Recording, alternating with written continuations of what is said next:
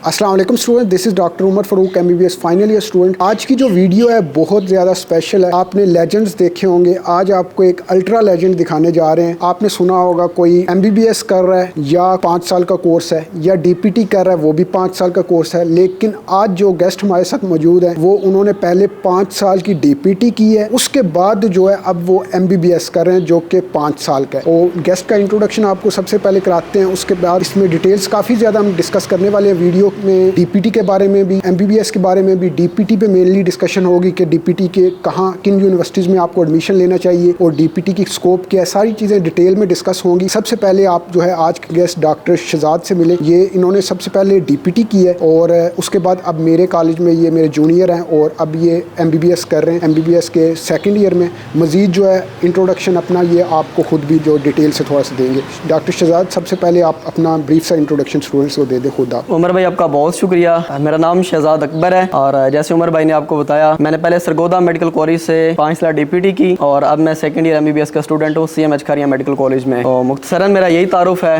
बाकी उमर भाई के जो सवालात हैं वो हम सुनते हैं और फिर उनके जवाब भी देते हैं। तो इनसे आगे क्वेश्चंस कंटिन्यू करते हैं। तो ये काफ़ी एक टफ डिसीजन है कि यार 5 साल का जो है पहले आपने DPT की है, फिर आप 5 साल का एक नया पंगा ले रहे हैं। DPT करने के बाद आप ज़ीरो पे होते हैं, MBBS करने के बाद आप ज़ीरो पे होते हैं, फिर आगे करने के बाद आप एक अपनी जो कैरियर बिल्ड करते हैं, अपनी एक्सपीरियंस लेते हैं। लेकिन इन्होंने आके दोबारा MBBS चूज़ किया है, 5 साल और लगा के भी ये वहाँ पे स्टैंड करेंगे। तो सबसे पहले तो हमसे ये पूछते हैं इनसे कि आपने ये फैसला क्यों लिया कि आपने पहले DPT की, 5 साल जो भी आप MBBS में लगाएंगे, MBBS करने के बाद भी आप ज़ीरो पे स्टैंड करेंगे, 5 साल बाद तो आप जो है DPT में कहाँ जो है अपना कैरियर बना सकते थे, कितनी आपकी अर्निंग होती, स्पेशलाइजेशन वगैरह कर लेते तो आप एक अच्छी स्टेज पर खड़े होते। तो आपने MBBS करने का क्यों फैसला लिया? उमर भाई, DPT का आप बेशक रिसर्च कर लें तो आप स्टूडेंट से जब पूछेंगे कि आप DPT क्यों कर रहे हैं तो उसका सादा सा जवाब यही होगा कि हमारा MBBS में दाखिला नहीं हुआ तो इसलिए हम DPT कर रहे हैं। शायद ही कोई आपको ऐसा स्टूडेंट मिले जो ये कहे कि नहीं, मैं अपनी चॉइस से DPT कर रहा हूँ। एक तो ये वजह है कि मैं भी बाय चॉइस DPT में नहीं आया था, मेरे पास ऑप्शन नहीं था, मैंने DPT को चूज़ किया, मैं MBBS ही करना चाहता था। अब बात यह है कि मैंने उस वक्त फिर MBBS क्यों नहीं किया। मुझे ये था कि शायद DPT के बाद जो है ना वो आगे हम मेडिसिन भी प्रेस्क्राइब कर सकते हैं या हम डॉक्टर हैं और आगे इसमें फर्दर ऑर्थोपेडिक सर्जरी में मेरा एक पैशन था जाना। मुझे था कि DPT के बाद मैं ऑर्थोपेडिक सर्जरी में आसानी से जा सकता हूँ। तो मुझे थर्ड ईयर में पता चला कि आप पाकिस्तान से जो है वो DPT के बाद ऑर्थोपेडिक सर्जरी में नहीं जा सकते। अगर आपने ऑर्थोपेडिक सर्जरी में जाना है तो आपको बैरून मुल्क से MD करनी पड़ेगी और उसके बाद फिर आप पाकिस्तान में आके फर्दर स्पेशलाइजेशन कर सकते हैं। तो जो मेरे दोस्त बैरून मुल्क से MD कर रहे थे तो मेरी जब उनसे बात हुई कि मैं भी MD करना चाहता हूँ तो उन्होंने बताया, मुझे था कि शायद 1-2 साल की MD होती होगी तो फिर तो ठीक है, DPT 5 साल की, 2 साल की MD करेंगे, फिर आगे फर्दर स्पेशलाइजेशन कर लेंगे। लेकिन ऐसे है नहीं, MD 6 साल की है। यानी आप सिंपली FSC के बाद बेशक बैरून मुल्क से MD कर लें, चाइना से, किर्गिस्तान से, यूक्रेन से, तो वो भी ऐसे ही है। तो मेरे लिए अब ये टफ डिसीजन था कि अब मैं DPT को दरमियान में छोड़ूं, इसको कंटिन्यू करूं, MBBS का स्टार्ट लूं। तो ऐसे ही वक्त गुजरता गया, मैं ट्राई करता रहा, मैंने MD कैट दिया, हर साल ही देता रहा। तो मैं बहुत करीब से रहता रहा, तो मुझे लगा कि शायद अगले साल मेरा हो जाएगा, अगले साल हो जाएगा। तो इस दौरान 5 साल गुजर गए। तो लेकिन मेरा पैशन ऑर्थोपेडिक सर्जरी है, मैं उसमें जाना चाहता हूँ। अल्लाह ताला बेहतर जानते हैं, लेकिन फिलहाल मेरा पैशन यही है कि मैं ऑर्थोपेडिक सर्जरी में जाना चाहता हूँ। तो जब मैंने DPT की तो अब मुझे था कि मैंने ऑर्थोपेडिक सर्जरी में कैसे जा सकता हूँ। तो उसके लिए यही था कि या मैं बैरून मुल्क MD करने जाऊँ या फिर मैं पाकिस्तान से दोबारा से MBBS कंटिन्यू करूँ। तो मैंने MD की मालूमात अपने सीनियर से ली जो कर रहे थे। तो उन्होंने कहा कि MD 6 साल की है, अगर आपका पाकिस्तान में कहीं MBBS में हो रहा हो तो आप पाकिस्तान से ही MBBS करें। इस दौरान मैंने अपने डॉक्यूमेंट्स वैसे पूरे किए, बैरून मुल्क के लिए पासपोर्ट बनवाया और भी जो जरूरी डॉक्यूमेंट्स थे। मैं यूक्रेन जाना चाह रहा था, तो आगे यूक्रेन के अपने हालात जो है वो आपके सामने है कि वहाँ पे जंग शुरू हो गई। तो लोग, जब मैं डिग्री करने जा रहा था, लोग अपनी जान बचा रहे थे, जो स्टूडेंट्स वहाँ पे थे। और फिर मैंने नम्स का टेस्ट दिया और पाकिस्तान में मैंने कोशिश की तो मेरा यहाँ पे हो गया। तो इसलिए मैं पाकिस्तान से MBBS कर रहा हूँ, क्योंकि मेरा पैशन है ऑर्थोपेडिक सर्जरी, उसके लिए MBBS ज़रूरी है, इसलिए मैं MBBS कर रहा हूँ। तो यहाँ पे डॉक्टर शहजाद ने बताया कि उनका पैशन ऑर्थोपेडिक सर्जन बनना और DPT करने के बाद वो नहीं बन सकते तो इसलिए वो आए। तो वैसे आपको रिकमेंडेड नहीं है कि आप एक फील्ड में जाएँ, 5 साल लगाएं और फिर दूसरी में चले जाएं। आपने ऐसा बिल्कुल नहीं करना। जब इंसान का पैशन हो तो फिर चीज़ें मैटर नहीं कर रही, आप कुछ कमा नहीं रहे, आपकी शादी लेट हो रही है, आप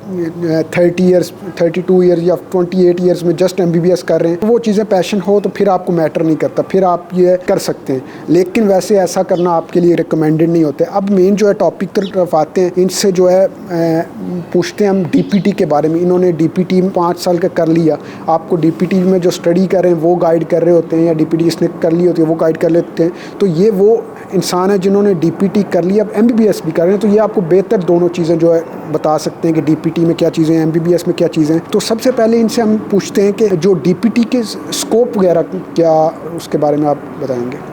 उमर भाई, मैं सबसे पहले जो है ना वो अपनी बात को आगे मजीद बढ़ाने से पहले ये कहना चाहूँगा कि स्कोप स्किल्स का या इंसान का होता है, किसी भी डिग्री का नहीं होता। पाकिस्तान में सबसे टॉप पे CSS है, और CSS आप BA करके भी कर सकते हैं, आप MBBS करके भी कर सकते हैं। तो यानी डिग्री इतनी ज़्यादा मैटर नहीं करती।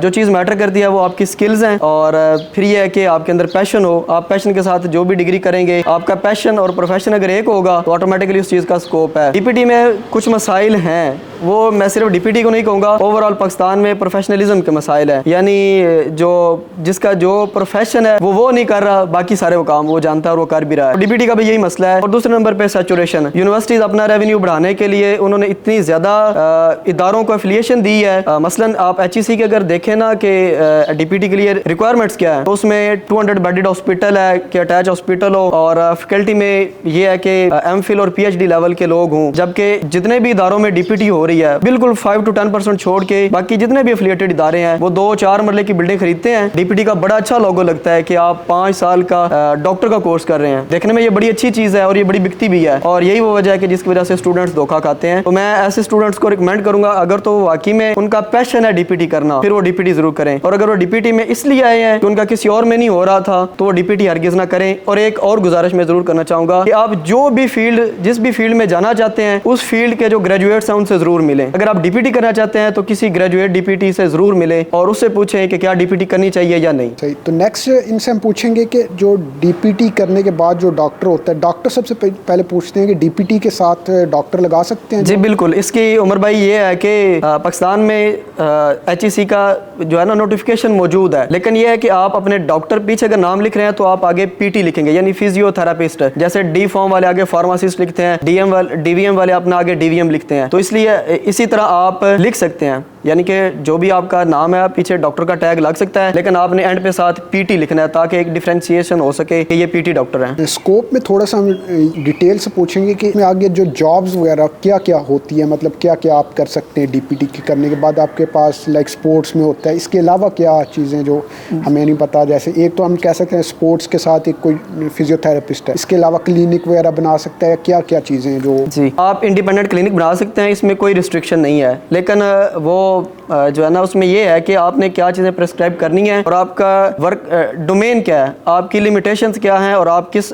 डोमेन में काम कर सकते हैं, वो आप वाज़ेह हो कि आप क्या काम कर सकते हैं। बाकी अगर हम स्पेशलिटीज़ की बात करें तो DPT में नो डाउट स्पेशलिटीज़ हैं। आप आगे MS कर सकते हैं, MPhil कर सकते हैं, इवन PhD भी कर सकते हैं। अब कर किन फील्ड में सकते हैं, वो ये है कि आप स्पोर्ट्स में सबसे पहले टॉप पे है कि स्पोर्ट्स में फिजियो का बहुत रोल है। जितने भी कोचिंग है क्रिकेट के लिए आप देखते होंगे, लेकिन वो भी पाकिस्तानी कोच, उसमें पाकिस्तानी फिजियो बहुत कम है, वो भी इन्होंने बैरून मुल्क से रखे हुए हैं। उसके बाद गायनी एंड ओब्स में जा सकते हैं, role of physiotherapy in gynae and obs. उसके अलावा पीडियाट्रिक्स में है, पीडियाट्रिक्स फिजियोथेरेपी है, न्यूरो है, मस्कुलोस्केलेटल है, मस्कुलोस्केलेटल बहुत ज्यादा है, और ऑर्थोपेडिक है। इसके अलावा और भी अगर है तो पाकिस्तान में बरल फिलहाल यही हो रही है। अब स्कोप के बारे में इन्होंने बता दिया। एक मेडिसिन जो है पूछेंगे हम कि कौन सी मेडिसिन जो है प्रिस्क्राइब कर सकता है DPT डॉक्टर? ठीक है, इसमें उमर भाई वही बात है कि प्रोफेशनलिज्म हमारा पाकिस्तानियों का ओवरऑल मसला है, सिर्फ DPTs का नहीं। DPT भी ये काम कर रहे हैं, तो उनके जो स्कोप में चीजें आती हैं मेडिसिन से रिलेटेड, वो पेन किलर्स हैं या मसल रिलैक्सेंट्स हैं, चाहे वो टैबलेट की फॉर्म में हो या जेल की फॉर्म में हो। मेनली जो फिजियोथेरेपी है ये मैनुअल थेरेपी है। जो फिजियोथेरेपिस्ट है उसके हाथों में जादू होता है। अगर वो अपने हाथों से जादू कर सकता है ना, तो वो एक कामयाब फिजियोथेरेपिस्ट है, अगर उसके हाथों में स्किल्स हैं। अदरवाइज ये है कि एक मसल पेन के साथ अगर पेशेंट आया है, फिजियो में और बाकी मेडिसिन में फर्क ही यहाँ पे आता है। अगर आप बाकी डॉक्टर के पास गए हैं और वो आपको मेडिसिन प्रेस्क्राइब कर रहा है, मसल रिलैक्सेंट्स और पेन किलर्स दे रहा है, वो आपका स्टमक भी अपसेट करेंगी। किडनी से उन्होंने एक्सक्रीट होना है, किडनी से यानी गुर्दों से बाहर निकलना है, गुर्दों पे भी असर उनका होगा। ये एक लेमैन भी जानता है कि दवाइयां जो गुर्दों पे असर करती हैं, और यही काम अगर फिजियो भी कर रहा है ना, तो उसमें और एक मेडिसिन वाले में फर्क नहीं है। फिजियो का रोल क्या है कि वो फिजियो के पास इसके अलावा ऑप्शन फिर क्या क्या है, इनके पास इलेक्ट्रोथेरेपी है जिसमें ढेर सारी मोडेलिटीज हैं, टेंस है, अल्ट्रासाउंड है, इंफ्रारेड है, हीट पैक्स हैं, उनको यूज करें। उसके बाद मैनुअल थेरेपी बहुत बड़ा, आप कैरोप्रैक्टर्स देखते हैं वो मैनुअल थेरेपी कर रहे होते हैं। तो इसी तरह फिजियो में मैनुअल थेरेपी जिस बंदे की बहुत अच्छी है वो कामयाब फिजियो है कि आप मसल रिलैक्स करें थ्रू मैनुअल थेरेपी, जो मसल रिलैक्सेशन टेक्निक्स हैं उनको यूज़ करें, ना कि आप भी पेन किलर्स प्रेस्क्राइब कर रहे हो या मसल रिलैक्सेंट्स। तो यहाँ पे थोड़ा सा हम यूनिवर्सिटीज़ की तरफ जाएंगे डीपीटी के बारे में। उससे पहले शॉर्ट सी एक बात करना चाहूँगा। मैं वैसे स्टूडेंट्स को रिकमेंड करता हूँ कि अगर आपका एमबीबीएस में एडमिशन नहीं हुआ तो कोई इसमें आपको बिल्कुल भी टेंशन लेने की ज़रूरत नहीं है। उससे बेटर फील्ड्स हैं और उसमें जाएं। साथ आजकल पता है आपको ऑनलाइन चीज़ें बहुत एक्सपेंड हो रही हैं। तो इवन मैं एमबीबीएस प्रोफेशन से हूँ। हर वीडियो में ये क्यों मेंशन कर रहा हूँ ऑनलाइन चीज़ें, क्योंकि ट्रेंड चेंज हो रहा है। ये फिजिकल चीज़ों से ट्रेंड चेंज हो रहा है ऑनलाइन की तरफ। मैं एज अ डॉक्टर जो है ऑनलाइन कर रहा हूँ और आपको एमबीबीएस की पिछली वीडियोस में मैंने रियलिटी वगैरह बताई है कि जो कुछ भी नहीं एमबीबीएस जस्ट करके अर्निंग वगैरह जो है जितनी एक्सपेंसेस हो गए हैं, जितनी महंगाई हो गई है, डॉलर कितना ऊपर चला गया है, तो 60, 70, 80,000 पे मिल रही होती है। तो ऑनलाइन तो लाजमी घुसे, ठीक है। अब यहाँ पे हम थोड़ा सा पूछेंगे कि मैं रिकमेंड करता हूँ कि आप किसी और फील्ड में जाते हैं तो साथ ऑनलाइन काम करें। तो एमबीबीएस में तो ऑनलाइन कर सकते हैं अगर आप दूसरी चीज़ें अवॉइड एक्स्ट्रा एक्टिविटीज़, मूवीज़ देखना या दूसरा हैंगआउट्स, फजूल टाइम वेस्ट करना छोड़ दें तो ऑनलाइन काम आप एमबीबीएस में भी साथ साथ कर सकते हैं। तो ये हम पूछेंगे कि एमबीबीएस भी कर रहे हैं डॉक्टर शहजाद और टीपीटी भी की, तो बाकी दूसरी बीएससी और बीएस ऑनर्स कंप्यूटर इन फील्ड में तो होता है बहुत ज़्यादा टाइम होता है, कम स्टडी होती है, तो आप बहुत इजीली ऑनलाइन काम कर सकते हैं। तो बाकी इसमें डीपीटी में एज़ कम्पेयर टू एमबीबीएस ना या सॉफ्टवेयर इंजीनियरिंग दूसरी जो फील्ड्स होती हैं बीएस और एमएस वगैरह, उनके कंपैरिजन में डीपीटी में कितना पढ़ना पड़ता है और कोई बच्चा अगर डीपीटी में आए, डीपीटी भी करे साथ कुछ ऑनलाइन भी वर्क करना चाहे तो कितना टाइम उसको मिल सकता है। उमर भाई ये ना बच्चे की पर्सनल एफर्ट है। जो डीपीटी के सब्जेक्ट्स हैं और एमबीबीएस के सब्जेक्ट्स हैं इनमें बिल्कुल माइनर सा फर्क है। इवन के डीपीटी के वैसे सब्जेक्ट्स ज़्यादा होते हैं क्योंकि पाकिस्तान में डीपीटी के लिए कोई बॉडी मौजूद नहीं है। एमबीबीएस के लिए तो जैसे पीएमसी हो या पीएमडीसी हो, नर्सिंग काउंसिल है, फार्मेसी काउंसिल है, तो फिजियोथेरेपी की काउंसिल का होना भी एक बहुत बड़ा मसला है, जिसकी वजह से कोई डिवाइस्ड सिलेबस नहीं है। एमबीबीएस की बुक्स भी पढ़ाई जाती हैं और साथ एडिशनल बुक्स भी पढ़ाई जाती हैं। अगर मैं सच बात कहूँ तो डीपीटी में एमबीबीएस से ज़्यादा पढ़ना पड़ता है। बिल्कुल थोड़ा सा बुक्स का फर्क है, जैसे फर्स्ट ईयर और सेकंड ईयर की बुक्स बिल्कुल सेम है। थर्ड ईयर में फोरेंसिक नहीं है और फोर्थ ईयर में आई का सब्जेक्ट नहीं है, बाकी सारी बुक्स सेम ही है। पढ़ना काफी पड़ता है, लेकिन वही आपकी बात जो है ना, प्रायोरिटीज हैं। अगर आप एमबीबीएस करके आप टाइम निकाल रहे हैं और आप ऑनलाइन कामयाब यूट्यूबर है ना, तो मेरे ख्याल से बाकी लोग भी प्रायोरिटीज हैं। अगर वो अपना टाइम यूटिलाइज करना चाहे ना ऑनलाइन के लिए, तो डीपीटी में बहुत टाइम है। तो यहाँ पे डॉक्टर शहजाद ने मेंशन कर दिया कि जैसे एमबीबीएस में काफ़ी पढ़ना पड़ता है, तो डीपीटी भी वही फील्ड है, इसमें काफ़ी पढ़ना पड़ता है। एक आपको होता है 2 फील्ड्स लेके चलना, लेकिन अगर आपका ऑनलाइन फील्ड में सच में कुछ एक्सेल करने का है, ज़्यादा एफर्ट करने का इरादा है, तो फिर मैं आपको सजेस्ट करूँगा आप डीपीटी की तरफ ना ही जाएँ। आप कोई और फील्ड एमएस, बीएस वगैरह की, केमिस्ट्री, बायो, जिसमें आप खुद रिसर्च कर लें, कम पढ़ना पड़े और साथ फिर आप ऑनलाइन करें। लेकिन अगर आप ऑनलाइन को थोड़ा कम रखना चाहते हैं, थोड़ा बहुत के मतलब कुछ होता रहे, या बिल्कुल ऑनलाइन नहीं करना चाहते, एक पैशन के साथ इस फील्ड में वर्क करना चाहते हैं, फिर इस फील्ड में आ जाएं। ऑनलाइन ज़्यादा अगर एफर्ट करना चाहते हैं, आप इंटरेस्टेड हैं, तो फिर कोई कम पढ़ने वाली फील्ड में जाइएगा। और अब आते हैं नेक्स्ट क्वेश्चन है कि एक बच्चे का एमबीबीएस में एडमिशन नहीं हुआ, तो कुछ टॉप पे आती हैं कि डीवीएम आ जाता है, डीपीटी आ जाता है और डी फार्मेसी आ जाता है। तो क्या आप इनमें से, आपको एमबीबीएस का भी पता है, डीपीटी का भी पता चल गया, और ये मसाइल जो जॉब वगैरह के पैशन के साथ काम करना, तो ये सब में डी फार्मेसी में भी होगा, हर फील्ड में। तो क्या आप डीपीटी आप सजेस्ट करते हैं कि आप करें अगर आप एमबीबीएस में एडमिशन नहीं होता? उमर भाई इसमें एक तो ये है कि यूनिवर्सिटी बहुत मैटर करती है कि आप ऐसी यूनिवर्सिटी में एडमिशन लें जो एचईसी से रिकॉग्नाइज्ड हो। अगर जैसे मेरा सुबह पंजाब से ताल्लुक है, तो मुझे पंजाब की बेस्ट यूनिवर्सिटीज का पता है जो डीपीटी करवा रही हैं। किंग एडवर्ड बेस्ट है, अगर आपका केई में हो रहा है तो अच्छी यूनिवर्सिटी है। अल्लामा इकबाल मेडिकल कॉलेज में हो रहा है, यानी जो भी हमारे सरकारी मेडिकल कॉलेजेस हैं, जैसे मैंने सरगोदा मेडिकल कॉलेज से की है, अच्छा सेटअप है, वहाँ पे ग्रो रहा है। आप अवॉइड कहाँ पे करें? जो भी ऐसे इदारे जो सब कैंपस भी नहीं है बल्कि उन्होंने कहीं एफिलिएशन ली हुई है और 2-4 मरले की बिल्डिंग है, 5 मरले की, और कोई अटैच हॉस्पिटल भी नहीं है, उनका कोई क्लिनिकल सेटअप भी नहीं है, तो आप ऐसे इदारों से जरूर बचें। और पिछले 2-3 सालों में एचईसी ने ऐसे काफी इदारों को बंद भी किया है, तो वो कारोबारी इदारे हैं, उनका इतना नुकसान नहीं होता। असल नुकसान स्टूडेंट का होता है। मेरे ख्याल से स्टूडेंट को एक तो इसमें देखना चाहिए। दूसरे नंबर पे मैं डीपीटी को डिग्रेड बिल्कुल नहीं कर रहा, मैं वो जो मसाइल है उन पे बात कर रहा हूँ। और ये सिर्फ डीपीटी के अंदर मसाइल नहीं है, ये मसाइल एमबीबीएस के अंदर भी हैं। आपको पता है सैचुरेशन इसमें भी बहुत हो चुकी है, जॉब्स इतनी नहीं होती जितने एप्लीकेंट्स होते हैं, ये मसाइल डीपीटी के साथ भी हैं। दूसरा फार्मेसी इसका काउंसिल का मसला है कि जब तक डीपीटी की काउंसिल नहीं बनती तो कारोबारी इदारे इसी तरह दिन ब दिन अपनी एफिलिएशन लेंगे, यूनिवर्सिटी को भी रेवेन्यू जाएगा और कारोबारी इदारों को भी जाएगा, लेकिन अल्टीमेटली नुकसान स्टूडेंट का होगा। तो मेरा मकसद किसी को डिग्रेड करना नहीं है। मैं इंतहाई माजरत के साथ अपनी पूरी फिजियो कम्युनिटी के साथ उनसे माजरत भी करता हूँ, लेकिन ये हकाइक हैं, हमें इनसे आंखें बंद नहीं करनी, हमें इन मसाइल को भी देखना है और फिर इनके हल की तरफ भी देखना होगा, इनके हल पे भी ज़रूर बात करनी है। अगर आपका किसी मेन यूनिवर्सिटी में हो रहा हो तो आप ज़रूर डीपीटी करें और स्किल ज़रूर सीखें। इस वक्त जो मसला है ना, जो डीपीटी है वो 2 से 3 माह में भी आप टेक्नीशियन बन सकते हैं, सिर्फ अगर आपने मोडालिटीज़ लगानी सीखनी है। लेकिन अगर आप डिफरेंस क्रिएट करना चाहते हैं, बाकी आप एक डॉक्टर हैं तो आपका डायग्नोसिस भी हो और आपकी स्किल्स भी हो। बाकी एक ये है कि जो लोग बैरून मुल्क की तरफ देख रहे हैं तो बैरून मुल्क इसका अच्छा स्कोप है, अच्छी अपॉर्चुनिटीज़ हैं, लेकिन मसाइल हैं वहाँ पे। मसलन पाकिस्तान में बहुत कम लोग हैं जिन्होंने एक टेस्ट होता है एप्टा, अमेरिकन फिजियोथेरेपी एसोसिएशन टेस्ट, बहुत कम लोगों ने पास किया है, लेकिन जिन्होंने पास किया वो बहुत अच्छा अर्न कर रहे हैं, वो बहुत अच्छे फिजियो हैं। इस तरह कैनेडियन है, ऑस्ट्रेलियन है, यूके में हमारे काफ़ी दोस्त हैं जो यूके से आगे एमफिल वगैरह कर रहे हैं और साथ अर्निंग भी कर रहे हैं, तो वहाँ पे अच्छा स्कोप है। तो ये यहाँ पे डॉक्टर शहजाद ने बेस्ट यूनिवर्सिटीज़ का भी बता दिया आपको कौन कौन सी हैं, जो जस्ट नेम्स एक बार दोबारा रिपीट कर दीजिएगा जो बेस्ट यूनिवर्सिटी। किंग एडवर्ड बताया आपने, सरगोदा मेडिकल कॉलेज और अल्लामा इकबाल मेडिकल कॉलेज है, इसी तरह शेख ज़ैद करवा रहा है, रिफा इंटरनेशनल यूनिवर्सिटी है। यानी वो इदारे, आप HEC की वेबसाइट पे जाएं तो वहाँ पे लिखा हुआ है कि कौन से इदारों को HEC अप्रूवल दिया हुआ है, यानी कौन कौन से अप्रूव्ड इदारे हैं। तो आप लाजमी एक दफ़ा HEC की लिस्ट देखें और मैं ये कहूँगा कि जो एफिलिएटेड इदारे हैं ना उनसे बचने की कोशिश करें। तो यहाँ पे ये मैं क्लियर करना चाहूँगा कि कहा जाता था पहले कि आप जो है MBBS में एडमिशन नहीं होता तो आप टॉप फील्ड्स यही DVM, डी फार्मेसी, DPT का जिक्र होता था। तो डॉक्टर शहजाद ने भी ये चीज़ क्लियर की कि आप ये टॉप फील्ड्स हैं, आप इनमें जाएं, जस्ट DPT की नहीं, जहाँ पे मैं दूसरी भी मेंशन करूँगा, डी फार्मेसी भी, DVM भी। लेकिन अब जो शुरू हो गया सीन ये कि इन फील्ड्स में हर जगह जगह कोई मैनेजमेंट जो है गवर्नमेंट लेवल पे कंट्रोल ना होने की वजह से, MBBS में तो है प्रॉपर इंस्पेक्शन वगैरह होती है तब कोई मेडिकल कॉलेज खुल सकता है, लेकिन यहाँ पे एक रेगुलेशन ना होने की वजह से जगह जगह जो है यूनिवर्सिटीज़ प्राइवेट खुल चुकी हैं, जिसकी वजह से बहुत ज़्यादा ये अनक्वालिफाइड भी जो है प्रोफेशनल्स जनरेट करें। तो आपने अगर इस फील्ड में जाना चाहते हैं तो आपने टॉप यूनिवर्सिटीज़ में जाना है, इस तरह की लोकल यूनिवर्सिटी में नहीं जाना। और HEC की वेबसाइट में जैसे डॉक्टर शहजाद ने बताया उस पर आपने चेक कर लेना। एक जो है लास्ट क्वेश्चन पूछना चाहेंगे कि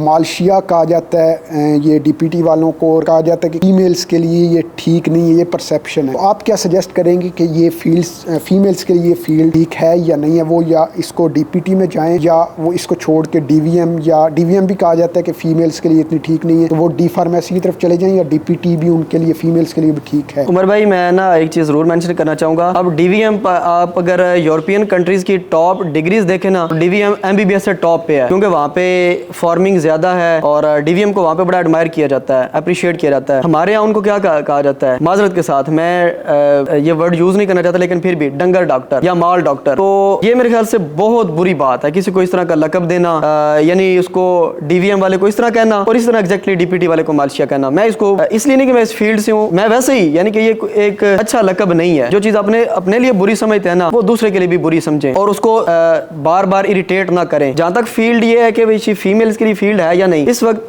पाकिस्तान की ज्यादा आबादी की परसेंटेज फीमेल्स हैं, और अगर आप जोड़ों के मसाइल देख लें तो वह खवातीन में ज्यादा है। ऑस्टियोआर्थराइटिस सबसे ज्यादा फीमेल्स में कॉमन है, पोस्ट मेनोपॉजल एज में उनके अंदर बहुत ज्यादा कॉमन है। तो हम जब प्रेफर करते हैं, हमें से हर एक ये चाह होता है कि उनकी माँ बहन का इलाज वो, अब जो जाहिर सी बात है एक्सपोज करवाना होता है उन पार्ट्स को, तो हम चाह रहे हैं कि वो फीमेल डॉक्टर हो। हम गायनी का कोई केस होगा तो हम बेशक मेल गायनेकोलॉजिस्ट हैं, लेकिन हम कोशिश करेंगे फीमेल गायनी हो। तो DPT में तो जरूर फीमेल्स को आना चाहिए, इसमें कोई मालिश वाला काम नहीं है, कुछ भी नहीं है ऐसा। तो ये एक आप कह सकते हैं कि गलत उलाम बात है जो इतनी मशहूर हो चुकी है कि लोग कह रहे हैं। तो DPT में गर्ल्स के लिए बिल्कुल ये फील्ड है, इसमें कोई मसला नहीं है, उनको आना चाहिए क्योंकि फीमेल पेशेंट इसमें ज्यादा है। तो यहाँ पे मेंशन कर दिया कि फीमेल्स भी अगर DPT में आना चाहती हैं तो आ सकती हैं। अब लास्ट इनसे पूछते हैं, एक क्वेश्चन मैं जो पूछने जा रहा हूँ वो हर बंदे की एक परसेप्शन है। जैसे डॉक्टर शहजाद ने DPT किया हुआ है, तो बाकी डी फार्मेसी और DVM के बारे में भी इनको बहुत ज्यादा पता तो होगा, बहुत ज्यादा पता ना हो। तो इनकी जस्ट एक आपको मैं परसेप्शन बताऊंगा, इनके अकॉर्डिंग अगर ये MBBS के बाद इन फील्ड्स को अपनी सजेशन देना चाहें, किसी को सजेस्ट करना चाहें प्रायोरिटी वाइज किस फील्ड में जाएं, तो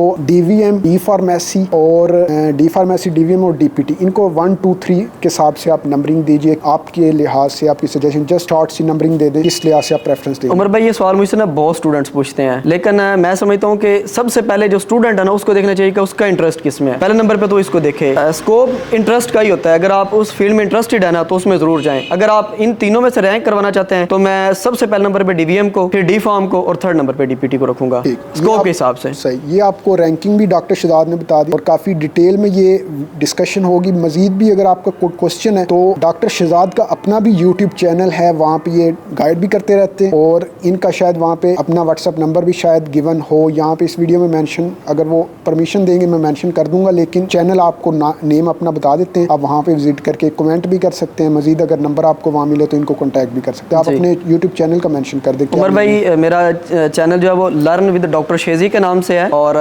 मैं बहुत खुश होता हूँ जब मैं किसी की हेल्प करता हूँ। मुझे बड़ी दिली तस्कीन होती है क्योंकि मैं जिन मसाइल से, जो ठोकरें मैंने खाई हैं, जो मसाइल मैंने देखे हैं, मैं चाहता हूँ कि वो कोई और इनको फेस ना करे। तो इसलिए मैंने अपना नंबर भी मेंशन किया हुआ है। तो जिसकी जो भी क्वेरी है, चाहे वो कैरियर काउंसलिंग से रिलेटेड हो, चाहे हेल्थ इश्यूज हो, तो वो मुझसे पूछ सकते हैं। तो इस वीडियो में भी आपका नंबर मेंशन कर दें? जी कर दें। तो ये आपको नंबर शो हो रहा होगा, ये डॉक्टर शहजाद का नंबर है और जो इनके चैनल का लिंक जो है डिस्क्रिप्शन में होगा और ये सारा डिटेल से आपको डीपीटी के बारे में बताया और इंशाल्लाह नेक्स्ट वीडियोस में मुलाकात होगी नेक्स्ट इंटरेस्टिंग टॉपिक्स के साथ। और चैनल को आपने ज़रूर सब्सक्राइब करना है ताकि फ्यूचर में सारी अच्छी अच्छी वीडियोस आपको मिलते रहें। और इस वीडियो को काफ़ी एफर्ट से जो है ये सेटिंग करने के बाद जो है बनी है, लेंथ भी काफ़ी होगी, आपको मैक्सिमम इन्फॉर्मेशन प्रोवाइड करनी थी। तो वीडियो को लाइक ज़रूर करिएगा।